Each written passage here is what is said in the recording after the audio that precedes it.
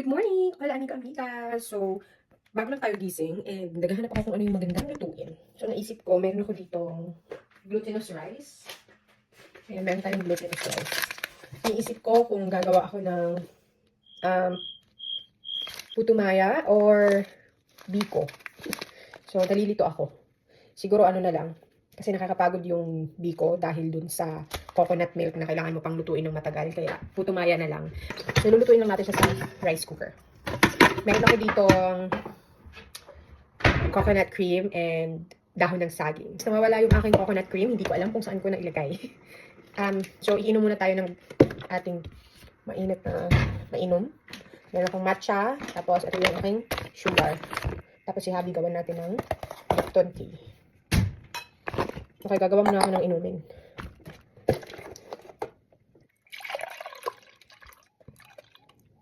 So, tuwing umaga talaga kami umiinom ng ganito. Pero sa trabaho ako lang dahil nga si Habi, iba yung oras niya. So, kapag nasa bahay ako, oat milk talaga yung ginagamit ko. Ewan ko, nasasarapan ako sa oat milk. Tapos, habang naghahantay sa ating gatas, sisimulan na natin ang ating paghugas ng glutinous rice. So, ito lang yung nag-iisa nating coconut milk sa cabinet. So, ito ay tatansyahin ko lang kasi hindi ko alam kung ilang cup ng 400 ml sa bigas, sa malagkit na bigas. Kailangan ko siyang tutukin. Binabantayan ko yung gatas namin sa microwave. Or else baka ito ay umaakaw. So, isang cup. Dalawang cup. Hugasan muna natin yung rice natin. May kaunti na lang natira. Feeling ko 2.5 na cup yung glutinous rice na matitira. Yung iba, sinusoak nila yung rice nila ng mga 2 hours, ganyan.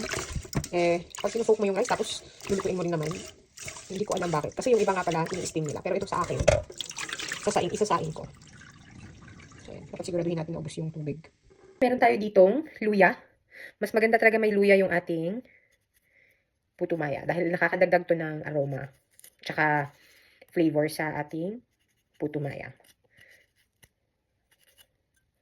Gusto ko siyang balatan para malinis. Pero pwede naman na hindi.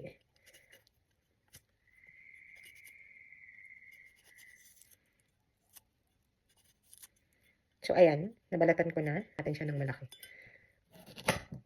Halin na lang natin siya sa pagsain ng bigas. Tapos, etong gatas, itatansya natin kung ilan nga ba ang cream nga pala to. So, may isa, dalawa. I think, saktong-sakto lang. Konting asin lang. Ang dami naman. Tapos, lagyan din natin ng kaunting sugar. Meron akong white sugar dito. Pero yung gagamitin ko, ice cream. Char! Ito yung gagamitin ko na sugar. Para siyang maskubado, pero ano lang, brown. Very dark. So, lagyan lang natin ng konting sugar. Di baling magkulay yung ating, tayo lang naman, hindi naman to benta. So, tatansin ko lang ng mga 1 kutsarang asukal. Oops, ayan. Ihalo-halo lang natin siya. Di baling magkulay yung ating puto maya. Walang problema yan. Ayan, ready na nga pala ang ating rice cooker. Antayin na natin siya later.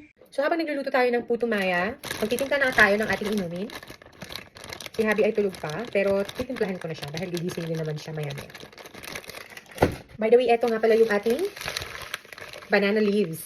So, iinitin natin siya mamaya kapag ready nang ibalot yung ating puto maya. Siyempre, mas masarap talaga kapag ibalot yung puto maya. So, gagawa tayo ng drink ni Habi. Milk tea yung drink niya. Ayan. Oops. Tayo naman ay matcha. Alam niyo ba, sobrang mahal ng matcha na to. Kasi nabili ko siya sa organic shop. Ang mahal ng organic shop, guys. Ang mahal maging healthy. So, paubos na nga pala yung ating matcha. Parang hindi pa ako handang bumili.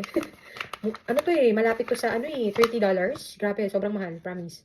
So, 1 teaspoon nga lang pa yung ginagamit ko sa aking gatas. Ayan. Ibabalik ko lang siya sa microwave kasi ayaw niyang ma-dissolve kasi nga hindi ganun kainit yung ating gatas. Ibalik ko lang muna siya sa microwave. Tapos, ito nga rin pala yung ginagamit ko na sugar sa aking mga iniinom. Para siyang stevia, pero mas maganda yung brand na to, Lakanto or monk fruit. Ayan, dahil nga yung lasa niya hindi maiiba sa totoong asukal, yung totoong brown sugar. So ginamit ko yung brown. Ayan, parang brown sugar talaga siya, okay ba? Mas healthy rin to. So kung kayo nagda-diet or may mga ano ba, diabetic kayo, ayan, I think pwede to. So yan, na-dissolve na yung ating matcha dahil nga ayan, umuusok na. Nakikita nyo ba? Umuusok na kasi mainit na yung ating gatas. Ayan. So lagyan din natin kay Habi ng sugar. Ayan. Dalawa yung nilalagay ko kasi decaf nga pala yung black tea na meron ako kasi nga umiiwas ako ng mga caffeine. Kasi yung caffeine guys, nakaka-trigger yan ng mga blood pressure. Eh, tayo meron na tayong high blood eh. Nasa dugunat kasi talaga namin. So, ewan ko, simula nung nagtrabaho ako sa office tapos sobrang stress, dun talaga lumabas yung mataas ko na blood pressure. Kasi nagpa-doktor ako kasi nga, laging sumasakit yung ulo ko. So, sabi ko sa sarili ko, hindi na to tama, kailangan ko na mapatingin sa doktor. At yun. At yung lifestyle ko din nun, mga siguro late 20s, mga siguro 29 years old. 28 hanggang nag-31 ako. So, mga 30 years old ko nalaman na meron akong high blood. So, yun. Simula nun, binigyan na ako ng maintenance. At alam mo naman tayo, paminsan, hindi natin naiiwasan yung mga maaalat na pagkain. Ang hirap. Pero nasa sayo na lang talaga yan kung gusto mong maging healthy or hindi. Pero tinatry ko naman na ngayon. Ayan, okay na yung inumin ni Habi. Tabi na natin hanggang gumising siya. Wala rin naman problema kung lalamig to kasi ilalagay ko lang din naman sa microwave. So, carry lang. Tsaka yung akin, lalagyan ko na lang ng hot water. Ayan. Alam niyo ba guys, maganda rin yung matcha. May nakita akong moringa, maganda rin yun. At saka barley na inumin sa organic shop. Mas mahal pa nga siya sa matcha. Pero sa ngayon, matcha na muna yung iinumin natin. Kasi aside sa gusto ko yung lasa ng matcha, masarap din siya. Hindi ko pa na-try yung barley at saka moringa. Pero feeling ko yung barley at moringa, maganda lang siya sa kapag haluan ng tubig. Hindi haluan ng gatas. Tsaka by the way, meron din pala ako dito turmeric latte. Nabuksan ko na siya, pero inuubos ko na lang yung aking matcha. So, ayan, turmeric latte. Maganda din to. Spice, may flavor siya. Spice vanilla. So, kaya hindi muna ako bibili ng matcha. Kasi uubusin ko muna yung aking turmeric latte. Kasi sa Tuesday, babalik na kami ng trabaho at balik na naman tayo sa routine natin. So, yun. Habang nag-aantay na lang sa ating niluluto, iinumin na muna natin to. Mainit. So, mga amiga, ito na nga pala yung ating naluto na puto maya. So, medyo ano pa siya, no? Hindi pa siya talagang luto. So, kukuha tayo ng banana leaves. Kasi nga, yung luma naming banana leaves, hindi na maganda. So, punta tayo dun sa kahoy ng aming banana. Meron kaming tinanim dito na banana. At pwede na natin kunan ng kanyang banana leaves. So, ibabalot natin siya later. Takpan muna natin. Ito na nga yung mga banana leaves na meron kami sa freezer. Ininit ko nga siya, pero ang papangit niya na. So, sabi ko, kukuha ako ng bagong banana leaves. Kasi ito yung mga luma. So, itatapon ko na lang to. So, mga amiga, magpunta tayo dun sa saging. Dahil, kuha nga tayo ng banana leaves. Ayan, oh. Tinan mo yung aming paligid. Ay! Nasa kabukiran. Amiga, nandun yung saging. Ayun, oh. Nakita niyo na ba yun? Malaki ng saging namin. Kuha kami ng saging. Wala. Baliw lang. Yan o. Ano naman aming saging. Actually, meron 3. Tsaka meron din kaming moringa o yung malunggay. Yan, nilagyan ng patuba o. O, ayun yung aming malunggay o. Kasi winter, kaya hindi siya nagbunga. Pero ayun na yung aming malunggay. May bulaklak o. Yung bulaklak. So, ayan yung aming saging. Ang pangit. Parang hindi maayos yung saging namin. Wala kami makuha dito na leaves. Walang buo mga amiga. Nandoon sa tuktok ko. Tsaka yun lang. Puros hiwalay-hiwalay. Kasi nga patay. Hindi naman patay kasi winter. So, wala talaga kami nakuha. Ay, naku. So, mga amiga, ito lang talaga yung nakuha namin ng leaves. Sa baby pa talaga. Kawawa naman, no. Hindi pa nga nagtubo. Kinunan na ng leaves. Ito lang kasi yung buo. Hindi na kasi magamit yung mga mga patay na leaves kasi nga winter. So ito lang, at least meron, 'di ba? Basta meron lang tayong pangbalot sa ating putumaya. Tingnan na natin ang ating banana. Ayan, meron tayo dito. Apoy. So, dapat siyang lutuin. Para hindi madaling mapunit.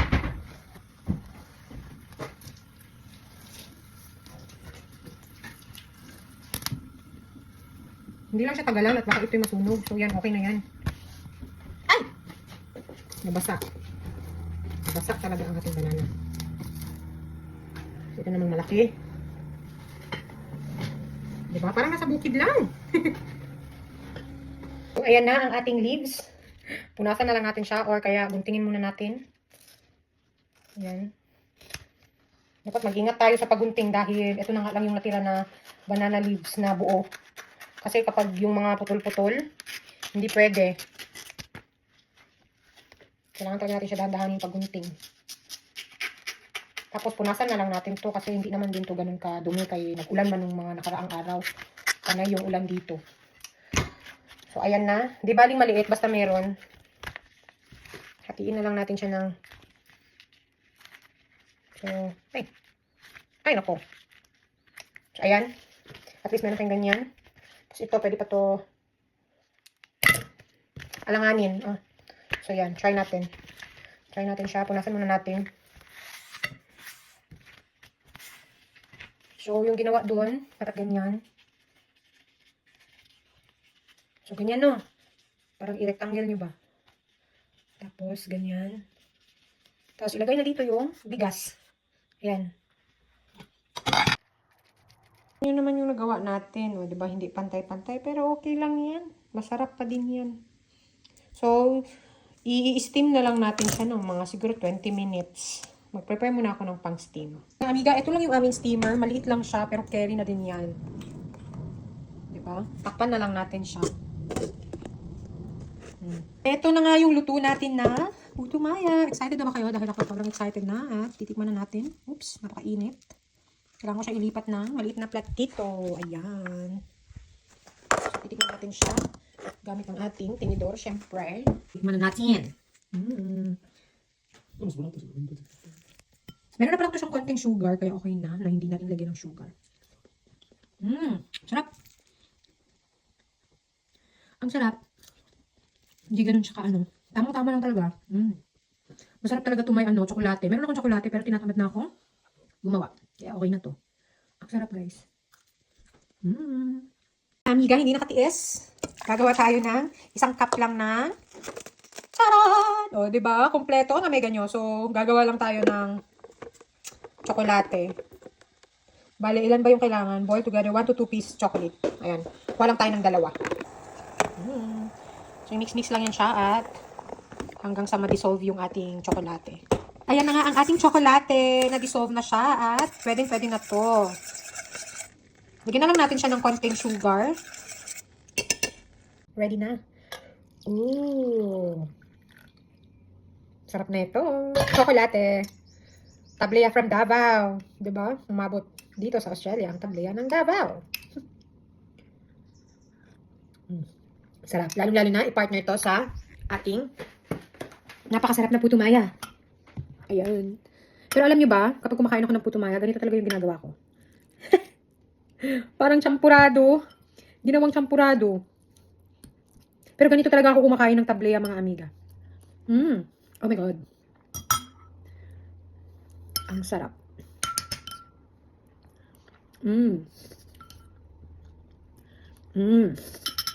At alam niyo ba, kumakain rin pala ako dito ng palabok. Ayan.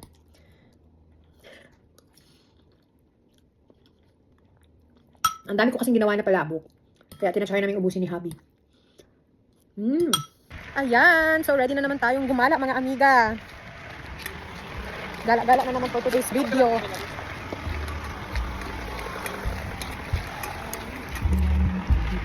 Let's go. You got a fast car. I want a ticket to anywhere. Maybe we can make a deal. Maybe together we can go somewhere. Any place is better. But fast enough so you can fly away. You gotta make a decision. Each and all live it this way.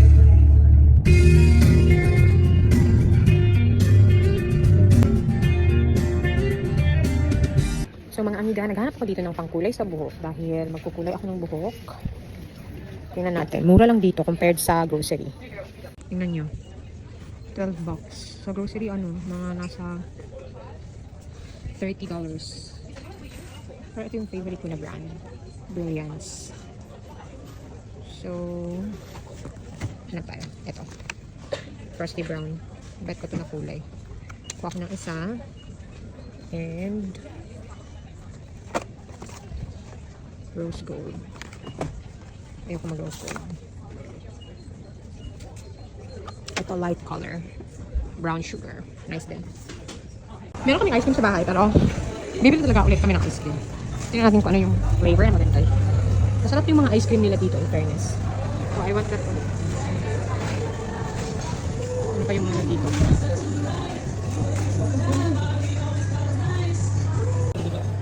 Mango sticky rice and the almond fudge.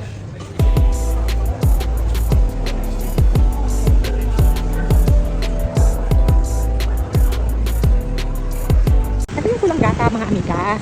So sa Queensland to siya nagpala. Grabe yung mga pine trees dito. Summer na dito pero sobrang lamig ng hangin. Diba? Sobrang hangin pero nakasando. Lumalaban.